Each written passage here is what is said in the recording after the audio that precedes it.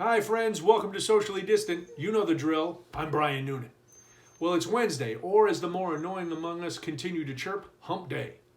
Can we all agree that this is a phrase that needs to be relegated to the linguistic dustbin like groovy, hepcat, huzzah, what's up, and probably dustbin? Not only is the term dumb, it's also moot. There is no hump day during pandemic times. Just like we've been flattening the curve for the coronavirus, we have flattened the hump of the work week. Every day is a repeat, so there's no hump for us to climb over. Isn't it amazing the things I can get worked up about? In case you were wondering, and why wouldn't you be, here's an update on my daughter's car buying odyssey from yesterday. We decided that my wife would accompany her to the dealership, which ended up being the best course of action. After listening to an energetic, emotional, and hilarious recap of their more than 5-hour ordeal, I've gleaned the following. Car salesman, and yes, I said salesmen because everybody they dealt with at the dealership was male. Those guys are still living up to the stereotype of being high-pressure, sexist, condescending jerks. The experience was marked by incompetence, lies, confusion, and the emergence of my daughter as a vicious negotiator, or as she likes to call herself, a boss. Just hearing the story made me crazy. I'm glad I was not the one to accompany her, because listening to them, my blood pressure rose to stroke level. I had to bite my tongue while they're telling me this story just to keep from yelling at guys that I had never met. After enduring her first car buying nightmare, our daughter has decided that she will never buy a car again.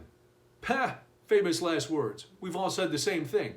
Yeah, but damn, that need for transportation always gets in the way of our personal proclamations. While they were enduring sleazy sale, folks, I was actually having a good time. One of my college friends put together a Zoom call for a group of us. Now, I couldn't wait to participate. I've kept in touch with the organizer of the call and some of the other folks for decades since we've roamed the streets of Carbondale, Illinois and the halls of Southern Illinois University. And I'm Facebook friends with others, but this was a chance for all of us to reconnect on a certain level. There ended up being about 7 of us on the call. Not about, there were 7 of us on the call. Why would I hedge my bets on that one? One of the guys I hadn't seen since graduation, and despite thinking that he was a jerk back while we were in school, it was great to hear what he's been up to and realize that time does change people and our perception of them. He wasn't a jerk yesterday at all.